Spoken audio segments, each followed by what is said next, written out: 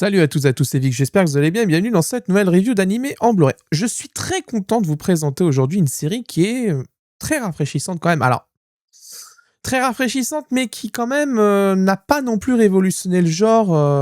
Moi, c'est mon avis personnel, ça c'est mon avis à moi, mais pour certains si, mais pour moi non, parce que bon après...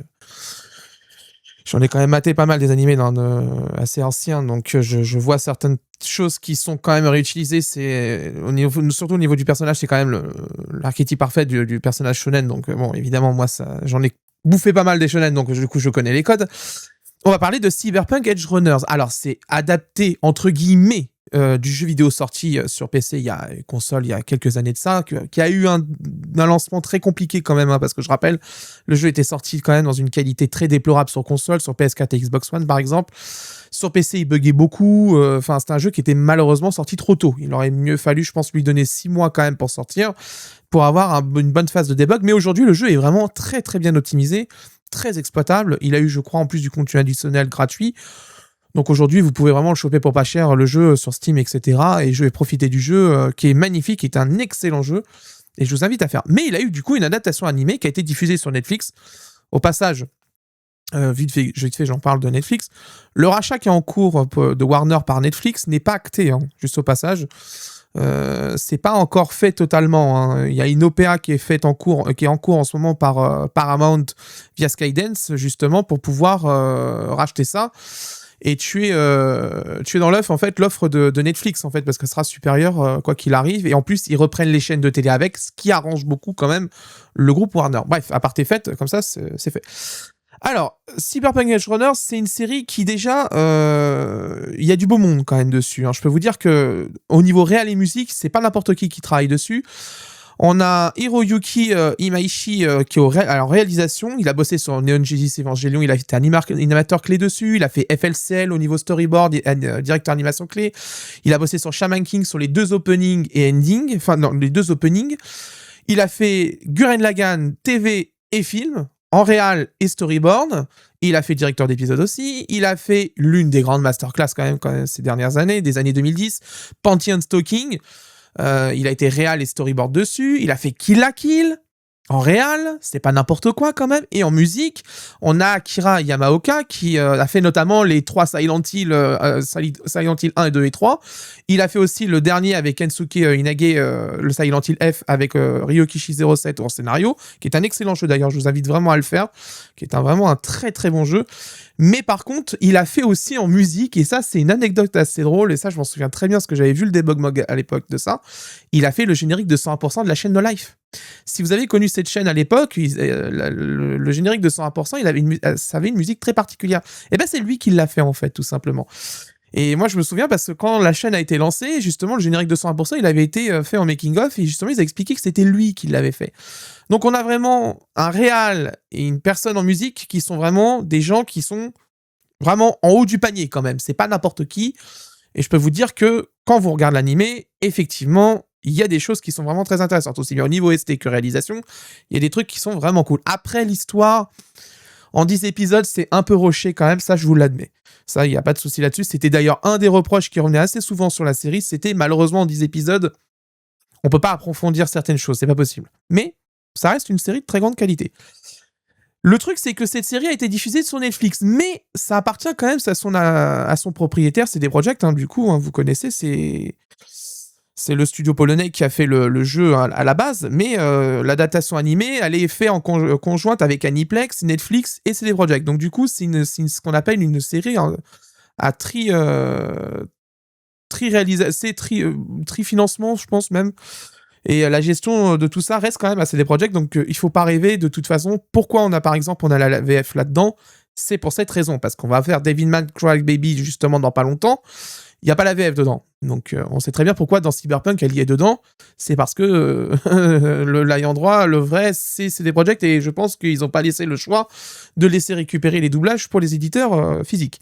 Et qu'en plus, CD Projekt, hein, je vous rappelle quand même qu'ils ont une politique assez particulière quand même sur leurs jeux, etc. Ils ont du 100 DRM, etc. C'est quand même vachement cool. Donc, série diffusée sur Netflix. Alors, moi, je trouve quand même que c'est dommage que ça finisse sur Netflix, parce qu'en fait, ça Ça a fait que ça a mis un peu de temps quand même à arriver en Blu-ray quand même, mine de rien, alors qu'on aurait pu l'avoir plus rapidement. Je pense que si c'était sorti chez ADN ou chez Crunchyroll, mais plutôt chez Crunchyroll, ce serait d'ailleurs sorti chez eux aussi. Mais bon, au moins maintenant c'est dispo dans notre beau pays. Il existe 2 éditions de Cyberpunk Edge Runners. La première, c'est l'édition Steelbook que je vous mets juste ici à gauche de l'image. C'est une édition Steelbook, tout simplement, avec juste les disques Blu-ray dedans, basta. C'est une édition qui peut être plus abordable pour ceux qui veulent avoir accès à la série sans se taper l'édition collector que j'ai ici, car c'est ce deuxième choix justement qui existe, l'édition collector qui est beaucoup plus chère, mais qui a beaucoup de choses à l'intérieur. Je vais vous montrer, vous allez voir. Il y a beaucoup de choses à montrer, mine de rien, dans ce coffret, parce qu'il pèse quand même son poids, mine de rien. Je peux vous dire, quand je l'ai reçu, je me suis dit, ah ouais, quand même, il est bien lourd, quand même, mine de rien. Parce que ces derniers temps, on était habitué aux coffrets plutôt légers, même avec des digipacks. Là, il est quand même bien lourd. Alors, première chose qu'on remarque, on a un double étui, comme je vous le montre ici. Donc voilà, on a un petit étui en carton souple ici, avec le Cyberpunk Edge Runner façon futuriste, etc. ici. Une illustration qui est exclusive d'ailleurs dessus. Je crois qu'elle a été faite pour l'occasion, de mémoire, on regardera ça de toute façon. Donc niveau design, c'est plutôt sympa. On a le logo Cyberpunk Edge Runners ici. À l'arrière, on a le flyer imprimé direct sur le double étui. Voilà, bienvenue à Night City. Découvrez l'histoire percutante de Cyberpunk Edge Runner, la série animée et acclamée, créée par CD Projekt et Trigger. Oui, parce que c'est un animé de Trigger. Donc vous comprenez pourquoi il y a Panty & Stocking et Kill la Kill justement là-dedans. Parce que bon, Panty & Stocking, quand ça a été diffusé, je crois, de mémoire en 2010, c'était encore Gainax. Mais la S2 est passée chez Trigger, faut pas rêver. Donc on a les épisodes de 1 à 10, édition Deluxe Blu-ray, Studio Trigger. Donc vous voyez, c'est par qui ça a été réalisé, je vous l'ai dit tout à l'heure. Voilà, vous voyez justement le storyboard de l'épisode 10, ça c'est quand même cool. Et vous voyez, on a du coup des bonus plutôt intéressants dedans. On a l'illustration exclusive de l'étui par le character designer et le directeur d'animation Yoshinari. Vous voyez, c'est une illustration exclusive. Et on a un artbook de 52 pages, 3 répliques de dessin, un poster et une carte couleur en métal. On ira voir ça. Vous voyez ici, il y a le logo VF. Donc c'est plutôt sympathique. Avec le logo Netflix Pléon. Alors on va voir, c'est sûrement une édition commune du coup. Évidemment. Donc on va ouvrir l'intérieur et vous voyez, ça c'est magnifique. Franchement, c'est magnifique. Donc là, on est sur une finition brillante complète. C'est pas mat, rien du tout. C'est brillant, intégral. C'est vraiment très très joli. Il n'y a rien à dire là-dessus. On a quelques mentions de copyright en dessous, comme d'habitude, mais bon, ça, c'est pas le plus passionnant, on s'en fout. Voilà, donc bon, bref, c'est sympa, mais vraiment, là-dessus, le soin est plutôt apporté. Bon, après, attention, vous faites attention quand même au double étui, ça reste un carton souple, donc faites attention quand même de ne pas le mettre n'importe où, notamment de le mettre, par exemple, de le tenir genre comme ça, mais pas le serrer bien comme il faut et que le truc tombe, parce que c'est pas non plus ultra serré quand même, je préfère le dire. Alors, on va ouvrir l'intérieur. Et là, on va voir qu'il y a beaucoup... Alors, voilà, on a la carte métal qui est ici. Donc, voilà. Alors, attendez, j'ai le poster qui veut pas sortir. Voilà, le voilà. Alors, on va passer à tout ça. Alors, première chose qu'on va faire, on va aller voir le Digipack. Tout le reste, on va voir ça après. Allez, hop. Voilà. Et voilà. Alors, Digipack. Très joli. On a l'illustration, justement, qu'on retrouve sur le coffret. Mais là, cette fois-ci, elle est en full de chez full, sans logo, sans rien. Qui est magnifique. Niveau impression, c'est impeccable. Il n'y a rien à dire là-dessus. C'est vraiment très, très propre. On a le petit flyer, comme d'habitude, d'All the Anime. Je vous le remontre à chaque fois. Bon, ça, la partie de gauche, ça ne me concerne pas. C'est pas l'animation japonaise. Donc, je ne fais pas Bleach, la série d'origine. Je vous la recommande pas en Blu-ray. Dan, je l'ai review. Vous avez la review sur la chaîne. Excellent coffret. La nouvelle série Bleach, 12 ans Blood War, je l'ai fait aussi. L'attaque des Titans film, je ne ferai pas tant qu'il n'y aura pas une édition intégrale film et TV. Et on fait aujourd'hui Cyberpunk Edge Runner. Et vous avez bien sûr les vinyles de All the Anime qu'ils ont sur leur boutique. Voici du coup les Blu-ray. Alors bien sûr au niveau design, là-dessus, les disques c'est un peu... bon, je pense qu'ils n'ont pas eu trop le choix. Ils ont déjà utilisé pas mal de visuels quand même à droite à gauche. Et comme on constate, c'est un digipack. Ça fait très longtemps qu'All the Anime n'en faisait pas, ils en ont refait qu'un récemment avec ReZero, mais c'est vrai que ces derniers temps, les digipacks, il n'y en a eu plus tant que ça quand même. Et ben là, vous en avez un. Voilà. Donc c'est plutôt sympa, niveau illustration. Et voilà, à l'intérieur, par contre, voilà, c'est tout noir, du coup, il n'y a pas grand-chose dedans. Bon, ça, c'est un peu dommage quand même. Mais bon, vous allez voir qu'au niveau visuel, il y a autre chose ailleurs. Alors, on va faire le storyboard, tout ça, les 2 livrets après. Je vais vous montrer, du coup, tout le reste. Alors, on a Les cartes translucides, ça c'est une très bonne idée. Je le tiens à le dire, parce que je crois que c'est un design d'Audrey, on verra dans les livrets, mais ça c'est vraiment une très très bonne idée. C'est vraiment très très bien et c'est vraiment qualitatif en fait. C'est très joli. C'est très joli parce qu'en plus on peut le mettre vraiment n'importe comment, on peut le mettre avec un fond, etc. C'est vraiment très bien fait. Vous voyez, en plus, bon, c'est dans le sens là, hein, bien sûr, hein, voilà. Mais c'est vraiment très joli. Vous voyez, c'est vraiment stylé. L'impression sur plastique comme ça c'est très bien ça. Après, il faut voir si ça tient dans le temps, mais je pense que oui. Donc à voir. Mais quand même, c'est plutôt sympa ce qui a été fait. Vous voyez, c'est vraiment très très joli. En plus, niveau impression, c'est impeccable hein, là-dessus. Hein. Franchement, il y a eu de bonnes idées qui ont été faites quand même dans ce coffret, je trouve. Et ça fait plaisir à voir. Alors hop, je range petit à petit parce qu'il y a quand même pas mal de choses. On a la carte en métal. Alors c'est vraiment du métal. Hein. C'est 100% métal, je vous le montre. Vous voyez, c'est 100% métal. Et regardez-moi la qualité de fabrication de cette carte, elle est magnifique. Elle est vraiment magnifique. Hein. Franchement, c'est très très réussi ce qu'a fait. Et en plus, vous voyez, on a un petit étui, comme vous savez, sur les cartes Pokémon qu'on utilise un sleeve. Non, oui, c'est un sleeve. Vous voyez, on a et la carte, elle est vraiment mastoc hein, quand même. Hein, niveau, ouais, c'est une carte en métal. Ouais, non, je crois que c'est une carte en métal. Hein. Attendez. Non, c'est du métal. Non, c'est vraiment, c'est sympa hein, quand même. Franchement, très sympathique. Hein. Là-dessus, je vous montre hein, quand même. Regardez ça, magnifique. Hein. Très très bon. En plus, l'appareil photo fait parfaitement le point, c'est nickel. Depuis que j'ai eu la mise à jour Canon, ça s'est considérablement amélioré. Mais je pense que je vais passer quand même sur le R50V dans pas longtemps, parce que le R50V a quand même beaucoup d'options que je voudrais, et que celui-là n'a pas. Donc c'est quand même vachement sympa. Vous voyez, vraiment, c'est une très très belle qualité de fabrication. Franchement, c'est impressionnant ce qui a été fait quand même dessus. On a le poster. Bon, après, le poster, comme je vous l'ai déjà dit, ils sont pliés en 1000, donc c'est tout le problème d'ailleurs. C'est pour ça que je pense que les animes devraient vendre quand même en rouleau, hein, quand même, ça serait bien. Par contre, le papier pas très épais. C'est un peu dommage, je trouve le papier très fin, et ça, c'est bien dommage. Le grammage est trop faible, c'est dommage. On a une superbe illustration, que voilà. Regardez-moi ça, magnifique. Et on n'a rien de l'autre côté. Bon, c'est juste un recto. Bon, c'est déjà bien, quand même. C'est déjà bien. Donc, on continue de ranger. Ce que je range au fur et à mesure, parce que là, on va attaquer les livrets. Et il y a beaucoup de choses à dire dessus. Il y a du contenu. Hein. Vous allez voir que là, ça va pas rigoler, là. On a l'illustration bouclette. Donc, voilà. Alors, c'est un coffret commun, hein, du coup. Hein. Je pense que c'est le même en Allemagne et en Angleterre et en France, du coup. Donc, c'est un peu normal. Je pense qu'ils ont dû, faire une grosse édition en se disant on va pouvoir rendre commun les ressources nécessaires pour pouvoir le faire, ce qui est pas plus mal, hein, je vous dirais. Donc voilà, donc l'illustration des personnages, etc.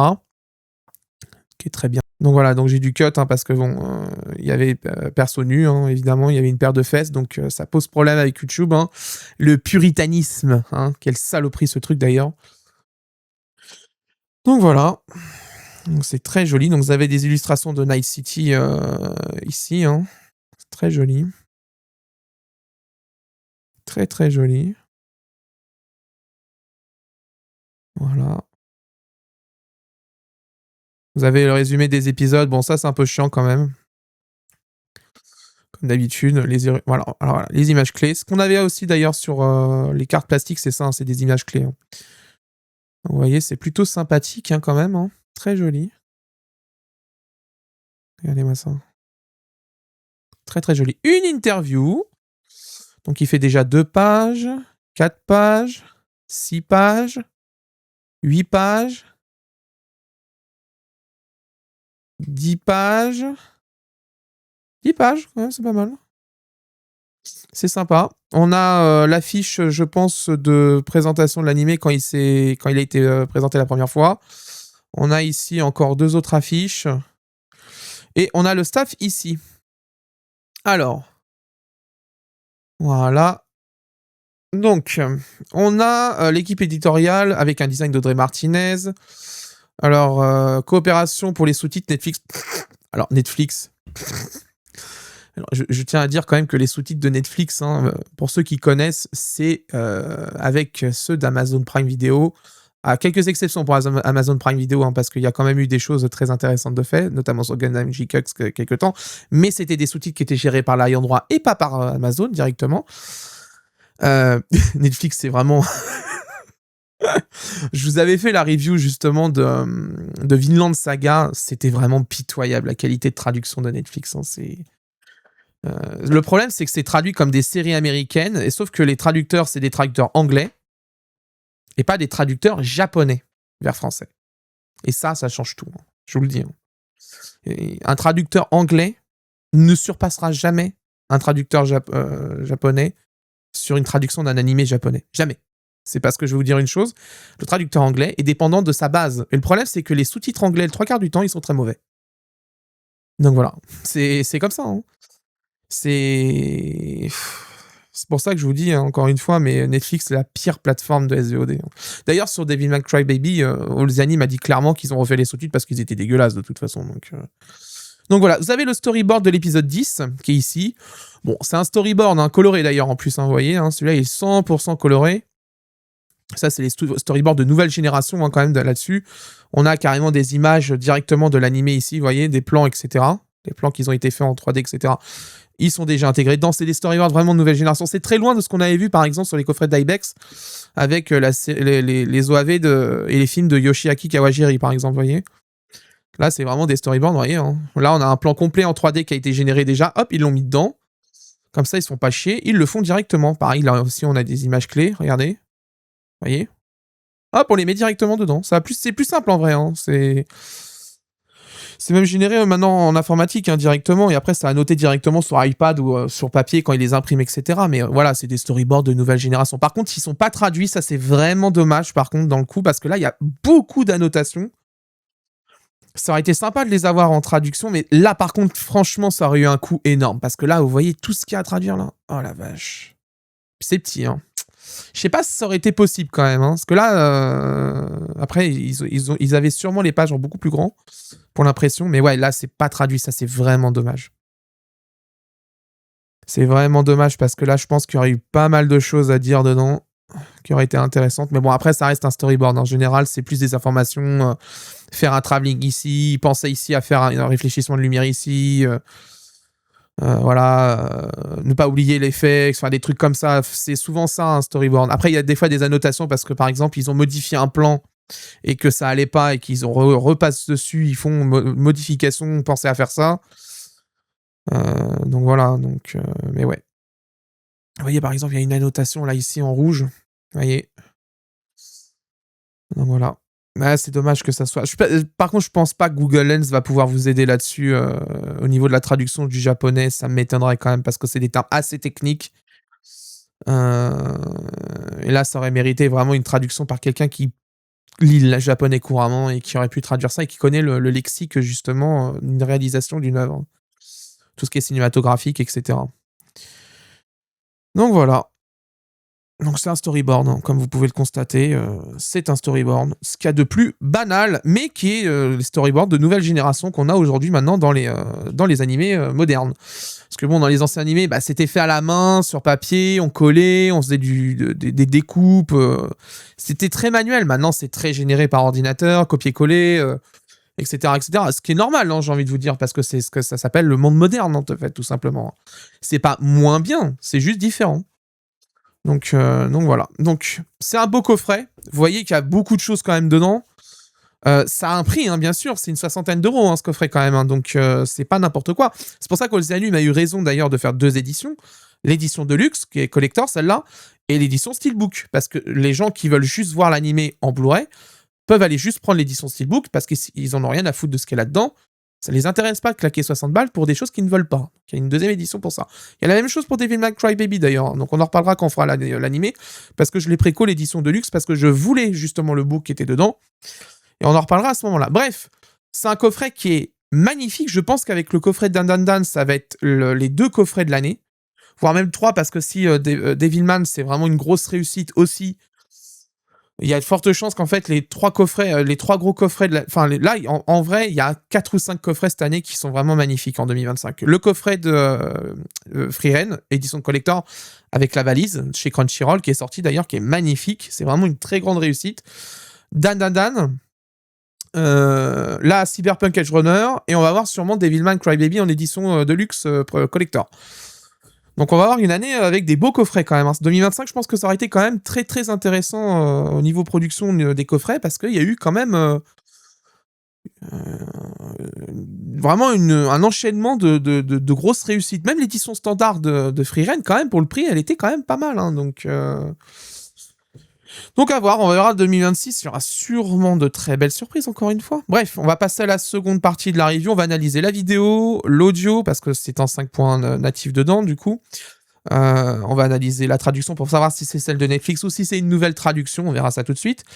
On va vérifier les bonus, on va vérifier tout ça, et aussi au niveau rapport qualité-prix, contenu, prestation. Est-ce que ça vaut le coup? Est-ce que je vous recommande plutôt celle-là ou l'édition Steelbook? Ou de toute façon, ce sera à vous de voir, quoi qu'il arrive. Est-ce que la review, au niveau technique, sera valable pour aussi l'édition Steelbook? Parce que c'est les mêmes disques de toute façon. Bref, à tout de suite pour la seconde partie de la review. Bon, j'ai pu analyser un petit peu la qualité d'image de Cyberpunk Edge Runner en Blu-ray français et le Blu-ray japonais, parce qu'il y a déjà tout un tas de comparos qui existent. Voici mon avis. Sa définition est en 1920 par 1080, FPS de 23,76, une compression en H264 et un débit vidéo moyen qui atteint les 25 mégabits par seconde. Nous sommes face à un animé extrêmement compliqué. Cyberpunk Edge Runner est ce qu'on appelle un animé casse-gueule, car beaucoup de dégradés de couleurs en scène sombre, des grosses profondeurs couleurs. En gros, tout ce qui est chiant en encodage vidéo. Faut être très honnête là-dessus. C'est vraiment le genre de truc où on peut se planter très facilement. La première chose qu'on remarque, c'est que Netflix avait diffusé Cyberpunk en HDR, Dolby Vision, mais en 1080p. Alors il semblerait que c'est une commande de Netflix pour sa diffusion. La véritable façon de voir l'œuvre serait donc ce Blu-ray 1080p SDR, tout simplement, parce que si c'était le cas et qu'il était disponible en 4K UHD Dolby Vision, il serait déjà sorti au Japon dans ce format-là. Ça aurait été facile à le vendre, parce que de toute façon, comme il y a du beau monde dessus, on en reparlera après, globalement ça aurait été simple. Comme l'animé est aussi disponible au Japon, j'ai pu voir une comparaison avec notre édition. Au niveau du débit vidéo, notre coffret possède 4 pistes audio 5 points, ce qui automatiquement baisse le débit vidéo moyen possible, là où l'édition japonaise avait un 5 points pour l'édition les voix japonaises, en 5 points et en stéréo, et une piste anglaise stéréo. Et là-bas, c'est 4 disques Blu-ray 25, là où nous sommes en 2 disques Blu-ray 50. Ce qui, de facto, le disque japonais propose plus de débit vidéo, 31 mégabits par seconde en moyenne, je vous montre la courbe à l'image, bien sûr, et notre édition française plafonne à 24 mégabits par seconde. Mais comme je vous l'ai déjà dit en vidéo, le débit, ça ne fait pas tout. Si il y a une utilisation d'X204 ou pas, la configuration, l'optimisation, tout ça peut changer la qualité vidéo et la qualité de compression de manière générale. Et c'est le cas ici. Bien que nous ayons moins de débit vidéo, notre édition Blu-ray se débrouille très bien. Il arrive à conserver le dithering qui a été appliqué pour contenir le color banding. Sa répartition du débit est plutôt bonne dans l'ensemble, sauf sur quelques scènes ultra complexes, mais le Blu-ray japonais lui aussi galère dans cette situation. Donc une balle partout, balle au centre, concrètement. Le boulot sur notre édition est plutôt très bon. Cela permet de profiter de l'œuvre dans la meilleure conditions, avec pas mal de débit vidéo, une qualité d'image plutôt très bonne. Évidemment, si vous vouliez la SGR, bon bah voilà, de toute façon, vu que c'était une commande de Netflix, ça reste exclusif à Netflix et ça sera dispo là-bas. Mais vraiment, je trouve pas que ça apporte tant que ça vraiment à l'animé quand même. La version SDR Blu-ray 1080p est quand même bien suffisante quand même pour profiter de l'œuvre. Au niveau master, nous sommes sur la même base que l'édition japonaise. Aucune surprise sur ce point, il n'y a aucune différence entre les deux. J'ai tout vérifié, il n'y a aucune diff entre les deux. En bref, ce n'est pas sur ce point qu'on pourra prendre en défaut notre édition européenne. Bien au contraire, c'est plutôt propre et ça fait plaisir. Au niveau du son, VO/VF DTS HDMI 5.24 bits 48 kHz. Alors bien évidemment, comme je vous l'ai dit pendant la partie vidéo, il y a aussi un DTS HDMI 5 points pour l'anglais et l'allemand. Donc 4 pistes audio, ça fait quand même beaucoup dans un Blu-ray de 50 Go qui est quand même pas mal rempli au niveau des fichiers vidéo des épisodes. On atteint quand même les limites techniques du laser quand même bien comme il faut. L'OST de Cyberpunk est vraiment cool, fait par quelqu'un qui a une très grande expérience dans le domaine, comme je vous l'ai dit pendant l'unboxing, Akira Yamaoka. Profitez-en pour monter un petit peu le son de l'installation audio, ça vaut vraiment le coup, c'est vraiment une très bonne bande son je trouve quand même. Pour un animé pareil, ils ont bien réussi à retranscrire l'œuvre de Cyberpunk dans l'OST, c'est vraiment nickel. La VF est produite chez Audi Art Dub avec une direction artistique de Donald Renew et une adaptation de Cilia Fréchard. Alors je sais pas si je dis bien son prénom quand même, c'est un peu bizarre dans les crédits, c'était marqué CSI, bon je sais pas, j'espère que je le dis correctement, désolé si j'ai brâché le nom, vraiment là-dessus je suis vraiment désolé, mais en tout cas, alors j'ai jamais eu de doublage fait chez Audi Art Dub, Je trouve quand même que le boulot est plutôt bon dans l'ensemble. Le mixage il tient quand même pas mal la route. Faut quand même le noter là-dessus. L'adaptation est correcte. Il y a quand même quelques choix où je trouve, bon, c'est un peu discutable. Sûrement lié à l'adaptation depuis l'anglais, mais d'autres trucs ont été corrigés, donc j'ai quand même un doute là-dessus. Le casting, on peut noter la présence de Alexis Thomasian, hein, qui a lui-même prêté sa voix à Light Yagami dans Death Note, avec le fameux je prends une chips et je la mange, hein, qui est collector quand même. Hein, c'est devenu un mème sur Internet, ce truc. C'est une VF plutôt bonne. On en reparlera dans la partie traduction si c'est en VF ou en VOSTFR que je vous recommande de voir Cyberpunk Edge Runner. Mais dans l'ensemble, quand même, le boulot est plutôt bon. J'ai pas grand-chose à dire dessus. C'est de qualité quand même et ça fait plaisir à entendre. Je vous laisse un petit extrait. Alors, t'en as pensé quoi? Je dirais que t'as largement mérité tes 20%. On avait dit 30. Je plaisante. Ah. Tu veux continuer? On change de wagon? On devrait plutôt changer de ligne. Ils ont dû finir par remarquer quelque chose. Et ils ont sûrement appelé les flics. Comment il va? Il a fait une erreur de débutant. Il vient de se faire installer son implant et il a pris aucune précaution. Les immunosuppresseurs, il prend quoi? Attendez, il est assuré? J'en ai aucune idée. Il a pas franchement une tête à l'être. Vous savez s'il a de la famille? Quelqu'un que je pourrais appeler? Non, je sais pas du tout. Ses parents, j'imagine. C'était un élève de l'académie. Arasaka? Tu m'étonnes qu'il a pu se payer. Attendez. Alors? Comment tu te sens? J'ai envie de vomir. Tu te rappelles quel médoc tu prends? Des médocs? Non mais sans déconner, t'es vraiment un dingue. Au niveau de la traduction et des sous-titres, la police d'écriture La Bordure, vu que c'était une édition commune européenne, nous avons quelque chose d'un peu plus grand au niveau de la taille de la police et de la bordure, c'est plus important d'ailleurs. C'est mieux pour la lisibilité, ça y a pas photo. Et voilà le point où on peut prendre notre édition en défaut, ce sont les sous-titres. En effet, alors qu'en temps normal, All the Anime France retraduit toujours pour des raisons de qualité les animés qui ont été traduits par Netflix, cela n'a pas été fait pour Cyberpunk Edge Runner. Des informations que j'ai eues, il y a eu plusieurs noms dans le processus de création et de fabrication de ce coffret. Il semble que les sous-titres en font partie. C'est quand même dommage parce que nous héritons de la traduction de Netflix au ratio 1:1, sans modification. C'est vraiment là, c'est vraiment dommage car ces sous-titres sont à l'image de Netflix, faits à l'économie, traduits depuis une traduction anglaise qui elle-même n'est pas dingue du tout, sans véritable connaissance du japonais, avec des choses tellement évidentes dedans qu'un traducteur japonais, même un JLPTN2, l'aurait vu immédiatement qu'il y avait un souci. Bref, il y a des choses qui, nous, à mes yeux, auraient mérité au moins une correction, mais visiblement, ça n'a pas pu être possible et c'est quand même bien dommage. Bon, alors l'avantage, c'est qu'au moins, si vous voulez au moins une bonne qualité d'image, etc., c'est pas sur Netflix que vous allez pouvoir vous rattraper avec une qualité de traduction, ça c'est sûr. On pourra pas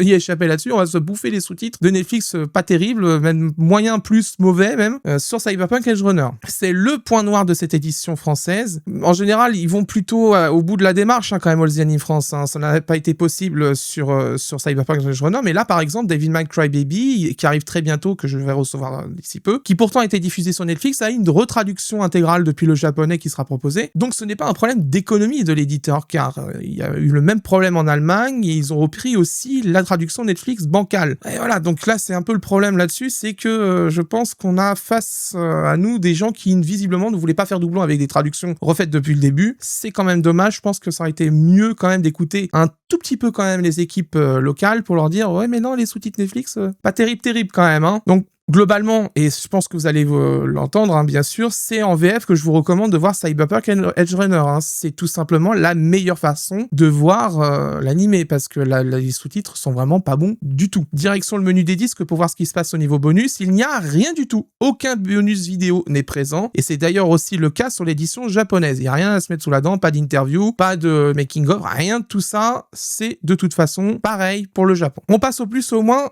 du coffret. Alors, les points positifs, les finitions excellentes. C'est vraiment un très très joli coffret hein, que nous avons aujourd'hui. Il est mastoc hein, quand même. Quand vous le prenez dans les mains pour un coffret G2, quand même il pèse son poids hein, quand même pépère. Hein. Donc vraiment là, ils ont pas lésiné aux animes. Ils ont remis exceptionnellement quand même un digipack.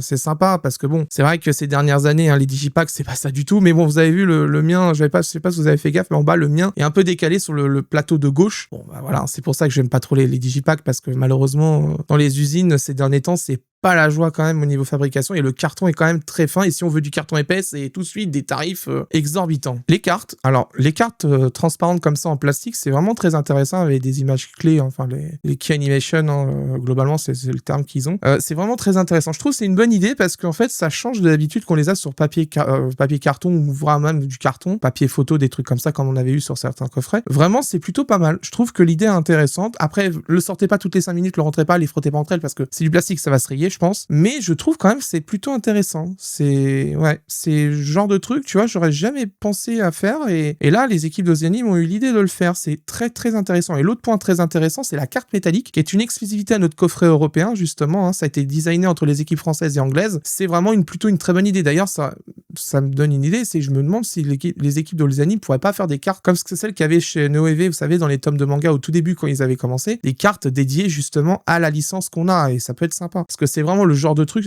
les cartes c'est assez collectionné ces derniers temps et en général les gens même sur du H, j'ai vu certains éditeurs un en particulier Seiko qui fait de ce truc là et les cartes s'arrachent quand même pas mal donc ça peut être sympa quand même d'en glisser une à chaque fois dans un coffret. Après niveau validation c'est toujours le même problème, c'est que ça peut poser problème avec l'ayant droit, ça peut encore ralentir le process. Bon, peut-être que c'est une mauvaise idée au final, mais ça peut être sympa d'avoir un truc comme ça à l'avenir dedans. Donc, comme je disais, cette carte métallique, elle est vraiment magnifique. Vraiment, le design est parfait. Les équipes françaises et anglaises ont vraiment fait un très bon boulot. Pas grand chose à dire dessus, c'est vraiment une très très bonne idée ce qui a été fait. La VF est présente. Alors ça y est, j'entends les gens, ça y est, trop bien, on va avoir des VF Netflix. Non, exceptionnel. Là, c'est vraiment exceptionnel. Je pense que c'est la dernière fois qu'on aura une VF Netflix dans un animé. Je pense que c'est parce que c'est CD Projekt qui gérait ça de toute façon à la base, et c'est pour ça qu'on l'a réussi à l'avoir. Donc, c'est la grande différence justement sur cet animé, c'est qu'on l'a vu dans les mentions copyright. CD Projekt est automatiquement inscrit justement aux côtés d'Aniplex, et donc de facto, je pense que la raison, elle est là en fait de pourquoi on a cette VF. Ils ont dû gérer le deal de façon qu'ils gardent la propriété de là-dessus. Comme ça évite les emmerdes justement après plus tard pour sortir en édition physique. C'est plutôt une bonne idée, je pense, quand même là-dessus, et c'est plutôt un bon move. Et le dernier point positif, la qualité vidéo, qui, même avec un débit inférieur, quand même s'en sort très très bien. Ça fait plaisir. Par contre, vraiment, je vous le dis, c'est vraiment un animé casse-gueule en encodage. C'est le genre de truc, c'est cancer au possible. Là, il y avait du dithering qui était déjà appliqué à la base. Ça facilite le travail. C'est juste un travail de compression vidéo qu'il y a à faire. Donc, globalement, c'est plutôt bien fait. C'est pas fait par les équipes d'encodage françaises, visiblement. Je crois pas que c'est un encodage fait chez Common Screen avec l'authoring qui va avec. Je pense que ça a été fait peut-être chez VDMS. J'ai un doute là-dessus. Mais en tout cas, c'est quand même un encodage plutôt propre et qui tient la route quand même. De toute façon, vous avez tous les liens Slowpix dans la description si vous voulez aller voir. Les moins, et c'est le point noir de cette édition, on a failli frôler la perfection avec ce coffret, les sous-titres de Netflix. Ça, c'est vraiment le point le plus mauvais de ce coffret, en fait. Mais c'est pas de la faute de l'anime, parce que on va faire Devilman Crybaby dans pas longtemps. On aura une nouvelle traduction faite depuis le japonais. Ils l'ont fait pour Violette, ils l'ont fait pour plein d'autres animés qui venaient de chez Netflix. Bon, là, vraiment, c'est un peu problématique, quand même, la traduction de Netflix, parce que ça fait chier, parce que, vous le savez très bien, les personnes qui regardent des animés sur Netflix le savent très bien. C'est fait depuis l'anglais, depuis un anglais très mauvais. Les personnes qui traduisent n'ont pas de connaissance du japonais, donc s'il y a des erreurs dans les sous-titres anglais, on les voit automatiquement sur les versions françaises. L'adaptation c'est faite comme si c'était des séries américaines, alors qu'il faut pas le faire. C'est pas adapté à des animés japonais. Je l'ai toujours dit, des animés japonais, ça ne se traduit pas de la même manière, justement, que des séries américaines. Ça n'a rien à voir, justement. Il faut savoir, il faut connaître la culture de l'œuvre pour l'adapter au public cible. Donc, ça n'a aucun sens de traduire un animé japonais comme si c'était une série américaine. Je l'ai toujours dit, je le répéterai, je le maintiendrai, ce truc-là. Et donc, on se retrouve avec ce foutu sous-titre Netflix à l'intérieur. C'est dommage, quand même, parce que c'est tout simplement ce qu'il ne fallait pas faire en fait, et je pense que là vraiment on est sur un problème d'ayant droit qui a pas voulu faire de doublon là-dessus. Parce qu'on m'a dit très clairement, j'ai posé la question dès que j'ai vu ça, et on m'a dit non mais de toute façon on a eu beaucoup de stops et de non sur ce projet, et on n'a pas pu faire ce qu'on voulait dessus, et ça nous emmerde énormément. Donc je sais très bien ce qui s'est passé, c'est qu'ils ont voulu proposer la traduction et l'AD, elle a dit non, vous prenez ce qui a été fait et basta, terminé. En plus vous récupérez la VF, ne nous emmerdez pas. Donc je pense que c'est ça la raison, et ça fait chier parce que sans déconner, les sous-titres c'est pas du tout une bonne chose dessus, et vraiment je peste toujours sur Netflix comme Amazon Prime, à l'exception des animés qui sont gérés directement par l'ayant droit japonais, par exemple Gundam G-Cux, ça a été traduit directement du japonais par un spécialiste de Gundam, donc il y avait aucun souci là-dessus. Mais là vraiment sur Cyberpunk Edge Runner, je vous recommande vraiment de le voir en VF, ça vaut vraiment pas le coup de regarder en VOSTFR, très honnêtement. Et ce serait dommage de passer à côté du coffret, parce que de toute façon vous pouvez même pas aller vous taper des meilleurs sous-titres sur Netflix, parce que ce sont de toute façon les mêmes, donc bon, aucun intérêt. Si vous voulez acquérir Cyberpunk Edge Runner, plusieurs choix s'offrent à vous. Le premier, c'est l'édition Blu-ray standard vendu 44,99€ chez Allzanim, c'est le prix de vente conseillé par l'éditeur. Mais le bon plan, c'est Amazon au prix de 35,40€. C'est le choix le plus simple si vous voulez juste les disques et rien d'autre. Pas de steelbook, pas d'édition de luxe, juste les disques, c'est le bon plan. Le deuxième choix, si vous êtes fan de steelbook, c'est du coup l'édition steelbook vendu 54,99€ chez l'éditeur, toujours le prix éditeur conseillé. Le bon plan, encore une fois, c'est Amazon à 43,28€. Ça vous permet d'avoir une édition un peu plus cossue quand même pour Cyberpunk Edge Runner, un beau steelbook qui est plutôt sympathique quand même. Et vous avez du coup l'édition collector Deluxe, c'est la dernière option, c'est celle que je vous ai présentée en vidéo, qui est vendue au prix éditeur de 84,99€. Mais encore une fois, c'est le prix de vente conseillé par l'éditeur parce que tout simplement sur Amazon, il y a une magnifique réduction. Vous l'avez au prix de 66,88€. Si on fait les calculs, sur l'édition standard, vous économisez 9,59€, sur l'édition Steelbook 11,71€, et le meilleur pour la fin, sur l'édition Deluxe Collector, vous économisez 18,11€. Au vu de la situation de tous en ce moment, hein, je vous fais pas de dessin, l'inflation est présente,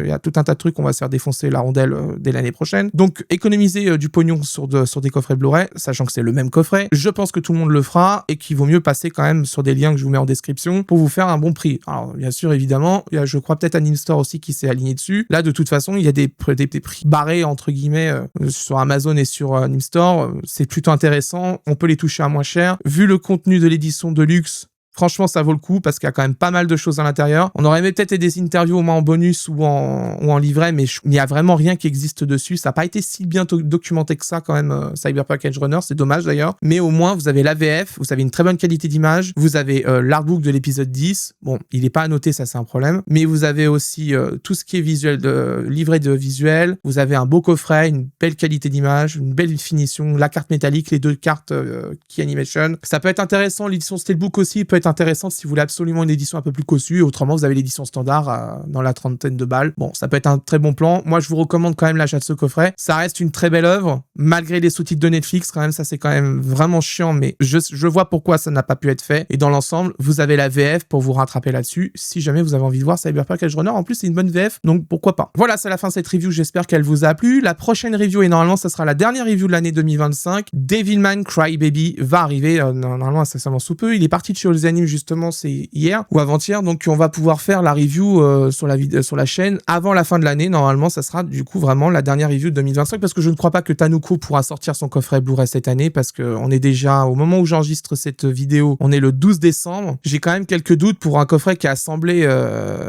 chez eux directement, que ça puisse sortir sous le sapin vraiment avant Noël. J'ai vraiment de gros doutes quand même. Après, je peux me tromper, hein, mais franchement, j'ai quelques doutes. On verra, mais je pense que ça sera l'année prochaine. Et de toute façon, moi, j'aurai pas le temps de le faire. Je vais avoir du monde à la maison. C'est les fêtes. Je pense que ça va être pareil pour tout le monde. Donc, j'ai d'autres choses à faire et je pense que je pourrai pas m'en occuper avant au moins janvier. Donc, il faut ça attendre. Comme d'habitude, si vous souhaitez soutenir mon travail, l'abonnement, le pouce bleu, la cloche, c'est 6 gigas important. Vous avez aussi les super merci qui sont disponibles si vous souhaitez se faire un don ponctuel. Et vous avez le bouton rejoindre qui vous permet de, bien sûr, rejoindre la chaîne avec les reviews en avant-première. C'est un soutien direct par mois pour au niveau finance, mais vous avez au moins l'accès aux reviews en avant-première et surtout, cet argent-là ne sert exclusivement qu'à réinvestir dans des coffrets que normalement je fais gagner fin d'année. D'ailleurs, il y aura quelques coffrets qui vont être à gagner sur Twitter, sur X maintenant, mais vous allez dans le lien Linktree en bas dans la description, n'hésitez pas à vous abonner parce que je vais mettre quelques coffrets à faire gagner d'ici peu. Et l'autre truc à faire, c'est si vous avez le bouton boost, n'hésitez pas à booster la vidéo, ça permet de remonter la vidéo dans l'algorithme de YouTube, c'est giga important, ça permet d'envoyer la vidéo à des gens qui seraient intéressés par ce genre de contenu et ça permet justement de faire venir plus de gens ici, de savoir si ce qu'ils achètent c'est de qualité ou non. Et il y a plein de gens qui ont rejoint la chaîne parce que justement ils s'achetaient des coffrets Blu-ray. Une fois ils ont vu qu'un de leurs Blu-ray était vraiment pas bon, ils ont commencé à chercher pourquoi.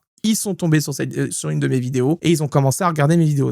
Beaucoup arrivent comme ça, hein, justement. Donc n'hésitez pas à pousser la chaîne avec le bouton boost. Ça aide vraiment les chaînes de vos créateurs préférés et notamment la mienne. Quant à moi, je vous laisse et d'ici là, portez-vous bien. Ciao.